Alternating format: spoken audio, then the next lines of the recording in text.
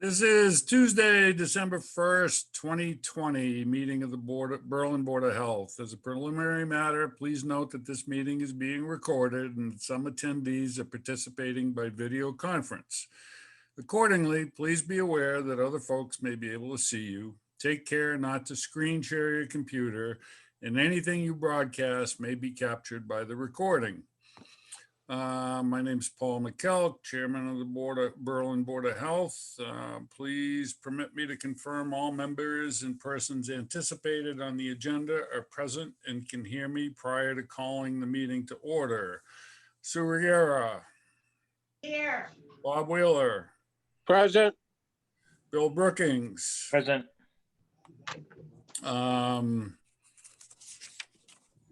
Yeah, okay. And Leanne and God help me. Donna, Dawn. thank you. Here. Well, here, okay. As of right now, I don't have any anticipated speakers on the agenda unless someone has other information. Okay, and right now I can verify there's nobody in attendance at this meeting other than the board. Okay. And with a quorum present, I call this meeting to order at 7 or 7:01. This open meeting of the Berlin Board of Health is being conducted remotely, consistent with Governor Baker's executive order of March 12, 2020. Wow, closing in a year. Due to the current state of emergency in the Commonwealth due to the outbreak of COVID-19 virus. Specific information and the general guidelines for remote participation by members of the public and/or parties with a right and/or requirement to attend this meeting can be found on the Town of Berlin website at www.townofberlin.com. In order to mitigate the transmission of COVID-19 virus, we have been advised and directed by the Commonwealth to suspend public gatherings, and as such, the governor's order suspends the requirement of the open meeting law to have all meetings in a publicly accessible physical location.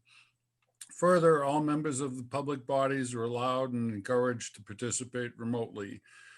The order allows public bodies to meet entirely remotely, provided reasonable public access is afforded so that the public can follow along with the deliberations of the meeting. While no in-person attendance of members of the public is permitted, every effort will be made to ensure that the public can adequately access the proceedings in real time via technological means. In the event that we are unable to do so, despite best efforts, we will post on the town's website an audio or video recording, transcript, or other comprehensive record of proceedings as soon as possible after the meeting. Ensuring the public access does not ensure public participation unless such participation is required by law. The standard public comment portion of this meeting will accommodate limited public comment. For this meeting, the Berlin Board of Health is convening using the Zoom platform as posted on the agenda, identifying how the public may join. The public is encouraged to follow along during the meeting using posted agenda unless I note otherwise. Supporting materials that are available this evening to members of the board can be made available to the public by request. Meeting business ground rules. We are now turning to the first item on the agenda, but before we do so, permit me to cover some ground rules for effective and clear conduct of our business and to assure accurate meeting minutes. I will introduce each speaker on the agenda. After they conclude their remarks, I will invite each board member by name to provide any comment, questions, or motions. Please hold until your name is called. Please remember to mute your phone or computer when you are not speaking. Please remember to speak clearly and in a way that helps generate accurate minutes. For any response, please wait until I yield the floor to you and state your name before speaking. If members wish to engage in conversation with each other, please do so through me, taking care to identify yourself. public comment portion of the agenda. To the extent that our technical capability allows, public comment will be permitted during the public comment portion of this meeting as follows. Attendees' phones and other devices will be muted unless and until they raise their hand and are recognized by me to speak. I ask each member of the public who wishes to speak to identify their name, and I will afford each speaker time to ask a question or make a brief comment. Finally, each vote taken in this meeting will be conducted by a roll call vote. With that, we are good to go. And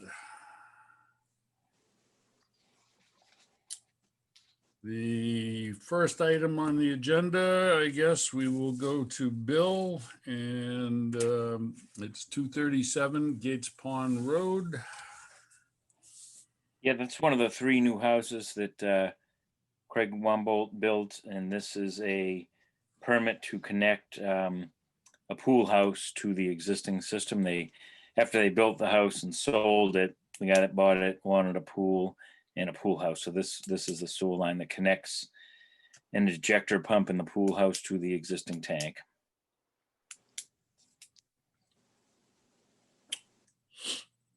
So fundamentally, what they're doing is just adding a bathroom Yep. to the property.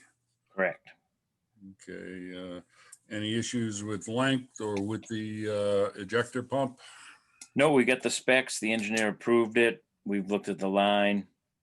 Pretty straightforward. Any questions, comments by board members? I have no issues. Bobby? All set, Bill, if it's all right, everything's good. Yeah, I'll sign that for the board then. Okay.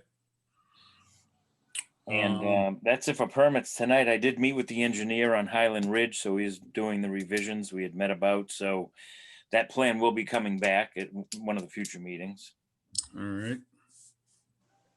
They seem anxious to get going with foundations. Have they indicated anything to you? They applied, must almost be a month or 2 ago. And I just in viewpoint said, board not willing to issue foundation only due to the complexity of the project. Correct. I met with the engineer. I think there's still a lot of site work going on. So I don't think, I know they want to start building, but the site guy hasn't called me in over a month. So I think if they were really pushing, they'd be in touch with me. Well, I can tell you, I know they're still doing blasting, so. Yeah, exactly. Certainly are. And Yeah. that doesn't help a foundation. Yeah, they're still making, they have big equipment up there moving because I hear them from 7 in the morning until Yeah. about 4 at night. Yeah. They got some rock up there. Okay, next. All right, Title V inspection report, 12 Highland Street. Yeah, that's a straightforward pass. Okay, That's on file at the Board of Health office. what was the name on that bill? Do you know I offhand? think it might have been Muty. Oh, okay. Maybe it's Highland. done. Okay, straightforward pass, all Yep. right. Anything new or pending or that needs to be scheduled? Currently, no. Oh, things are quiet. Yes. Paul? Yes, Bobby. I saw something that Margaret wanted to get a hold of somebody to sit through a coffee meeting or something. Did you Yeah, see we that? all got that email. Yeah. Oh, okay, so Billy's aware of it, in the Schober is, I guess, huh? I saw the email. I honestly didn't read it in detail. When's the date? It is, sure. It's on my thing I'm on. oh, I thought I put it in my I'll calendar. check the email. Yeah, Yeah, not a big deal, I don't think. I believe it's the 7th, Bill, if I remember correctly, but I might be wrong with that. I'd have to verify with the email. I might hit the office tomorrow. I'll check the email. Yep. Okay. And I haven't taken a ride by Bellevue, but I will probably Thursday, actually. Yeah, I haven't either. I may try and Oh, get by there tomorrow. I was also going to reach out to Leanne Kelly and see Yes. what her status is, and also reach out to Tom Galvin. So if things are moving forward, when we can schedule another visit to identify more vehicles. Yes, we should try to keep that momentum moving, and hopefully Leanne will be able to be there when we're there so she can Right. speak to him in person. Yep. I think that's almost necessary to give her an entree into the situation Correct. and with the individual. Yep. I did speak with, just for general information, I did speak with Jim Gariffi today. I asked him about the COVID cases that get reported that we see in the paper. And what we see in the paper, and comes out once a week, and the last time I looked at it, it was either 40 or 45. But what that represents is cumulative cases since March. So those are not active live cases. He said if you drill down into the mass.gov site, you can get more detail about that. You know, and the presumption is if somebody comes down with it and it's doesn't result in a hospitalization or anything, that after 14 days they really come off the list. So over the last several months, because I know we've been holding it in the 20-25 range. In the last 3 months, there has been something of an uptick, but I don't think it's of any ordinary increase. Yeah, we're up to 49 was last Thursday's report. 49, okay. Yep. Okay. Yep. But again, that's cumulative. Right, Unless, right. unless we drill down in the mass.gov and COVID site, we really don't know how many how many of those. 9 in the nine last, recent- What? there were 9 cases supposedly in the last 14 days. 9 in the last 14, okay, okay. Good to know. And I know a lot of attention is being put on the schools because that's where,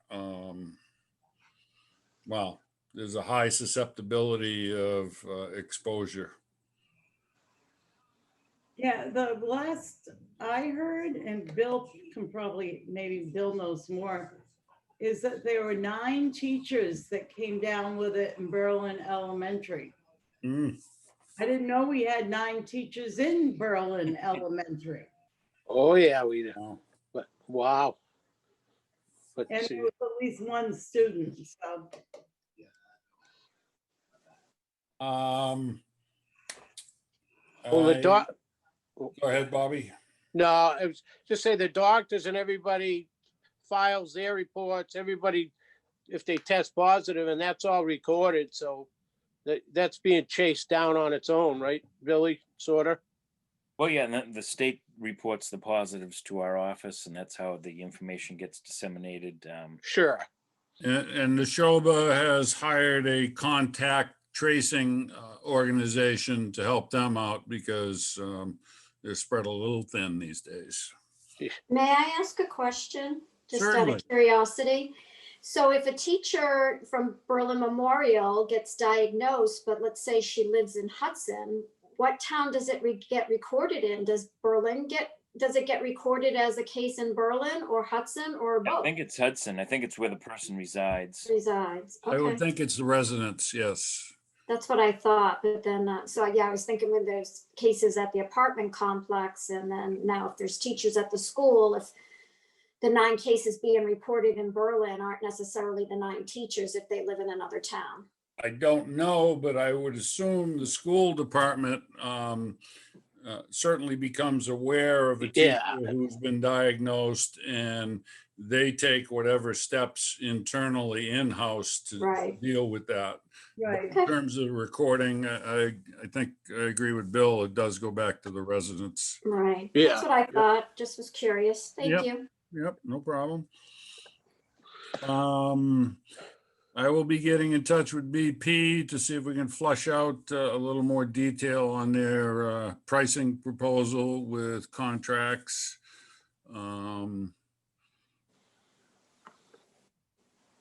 Because what they gave us was just pricing, but there was no comment relative to continuing with the cardboard compactor and all that. So it's kind of a question of dotting i's and crossing t's and making sure we Certainly. move forward the same way.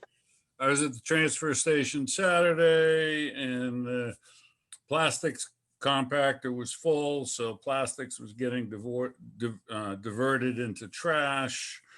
I am going to try and do some research on the cardboard compactor because that's getting hauled and the empties are only indicating about 1.5 tons per trip, which seems low to me. So I'm going to talk to BP and see if I can follow that unit to its unloading point and really see what's inside there. Because my experience in the business is that we should be certainly in the 2 to 4 ton range. So Yeah, we're potentially looking at more hauls than we should be, and then the question is why. But need to verify that these units aren't particularly full when they're emptied. okay. I talked to the people at the transfer station. They tell me that it's just full. It can't take any more. Maybe so. I don't know. So we need to do a little digging, a little homework. Oh, Donna Yeah. had it. Guys. Donna, yes. Yes, regarding the halls, I have a spreadsheet that goes back at least the past 2 years. Okay. And, I could Beautiful. probably decipher the average halls, but because I think it's been more closer to what it is now than previously. So I can take a look and see if that's been Yeah, on track. if you can take a look and see if there's any like point in time when there's a noticeable change. Yeah, In any kind of information. I mean, it's detective work really, but it's part of the due diligence that we have to do if we're responsible for the transfer station. So, Yeah. yeah. So I'll take a look at that Friday. okay. Yes, Sue. This is a little off subject, but they changed all the laws and in Berlin too, I guess, where we are not allowed to hand out plastic bags, the single-use bags. Mhm. So now it's the thicker plastic at like Walmart a lot of the stores are using this multiple use plastic bag. Okay. I now have bags stuffed with these stupid plastic bags, and it's beyond me how throwing those away are better than throwing away the single-use bags. Right. I would, So much more room in my house. well, I would contact the food pantry because I know they like to use plastic bags. There you I'll be go. happy to drop a big pile of them off. I mean, these things they're much thicker, but if they're still getting dumped in the trash, how is that good for the environment? Right. Understood. Good question. I think the sketchy logic, I'll call it, is the fact that they'll get reused in one way or another and Right. not just used once and thrown away. They Well, might get used 3 times and thrown away, Yeah, and they might be equivalent to 3 times the thickness of a single use. So there's a net gain of 0. But that's the fickle world of the environment and recycling. Don't know the answer. Bobby. they take them back at a lot of the stores. They'll take those reusables or the plastic ones back if they put them out. They do have a receptacle at some, but maybe this new triple use ones makes them so they don't have to have that now, or I don't know. Yeah, Most of them, I called it triple use. It may be double. Oh, it may no. be Yeah, quadruple. Triple use is just my nomenclature. right, I don't know right. what it is really. yeah. But like you say, it's more trash, more plastic Yeah, because it's gonna end up in a landfill somewhere. Yep. eventually, yeah. Paper bags like Market Basket is using, they're so flimsy, they just rip. Um, So now I'm dumping more brown paper in the cardboard compactor. oh, yeah. Well, Uh, at least that gets recycled. Yep. I Bobby, bought a neck gaiter, or my wife did at Dick's Sporting Goods, they're like those, you pull them up and it's a plastic, I but a know lot you- of people are yeah. wearing them. And it said right on it after we got it, it was pretty reasonable, but it was made from two of these plastic Bottles? bottles. It said, made with that, the whole thing, it's camo, you can get them in anything, but it was made from two bottles. And I'm like, well, that's a cool thing that they're at least, making, recycling two bottles out of the billions, but any new business to be brought before the board? Other than I heard from someone in the town hall, and I forget who, I guess every department is being asked to develop policies and procedures. Hmm. No, we're not just being picked on. right. So that's gonna have to be an ongoing topic for us. Cool. Well, our Oh, next, boy. What'd you Policies say? and- What, Sue? What did you say? You just made my night. That's all. I knew you were cursing me. Yeah, it just those are words I can live without. You got to create policies and procedures where, I mean, we're really drilling down into the dirt. Remember, you're the one who wanted a town administrator. Wow. Wow. I'm about ready to shut my computer after that one. oh, jeez. That was cold. That was cold. Oh, I want those books back. Okay. Anyway. Oh, I don't. Take more, please. Anybody else running paperbacks? We have a box of paperback books we need to unload. Bill, yes. Well, now the policies, procedures, is that operating the office or COVID specific or what? Well, right now, the focus tends to be on the transfer station. The employees.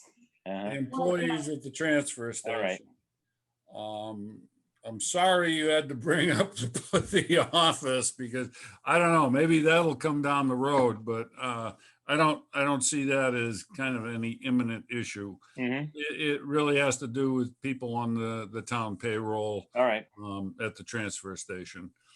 I mean, the office with COVID-19, how do you put policies and procedures around something that's kind of in an amorphous state? It's gaseous. You don't know who's walking in, what's going on. And I think we've been doing fine.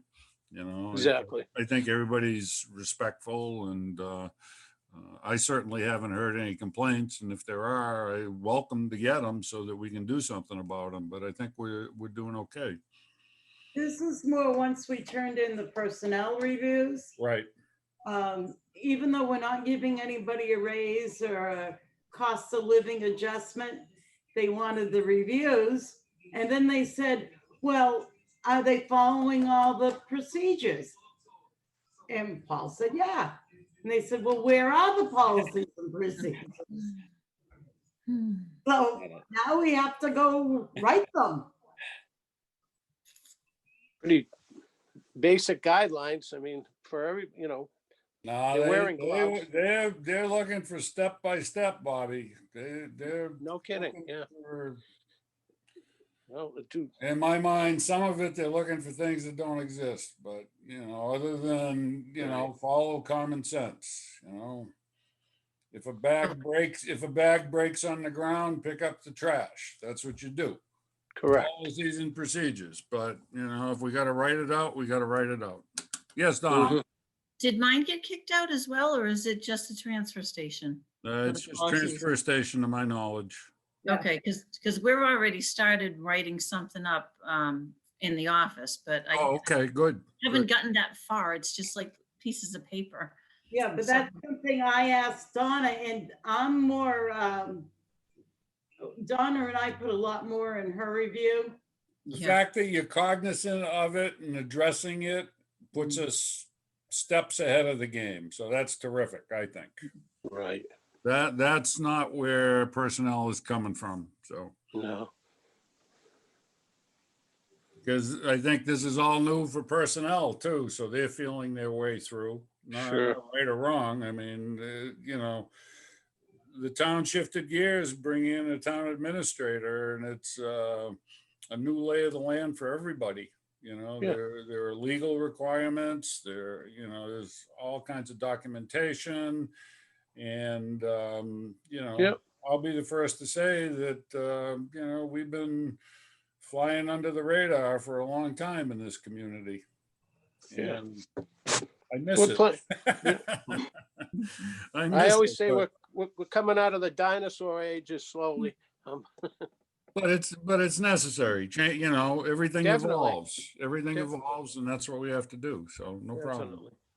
All right, one last round. Any new business? Otherwise, this is going to be a very short meeting. Can't think of anything. Thank you. No visitors, Leanne?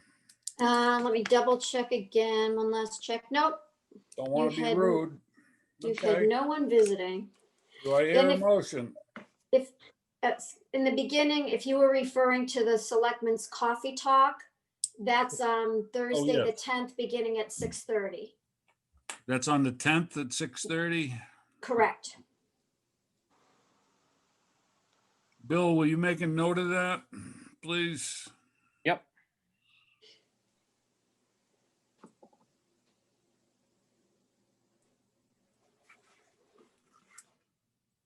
Okay, I'd like to make a motion to adjourn this meeting.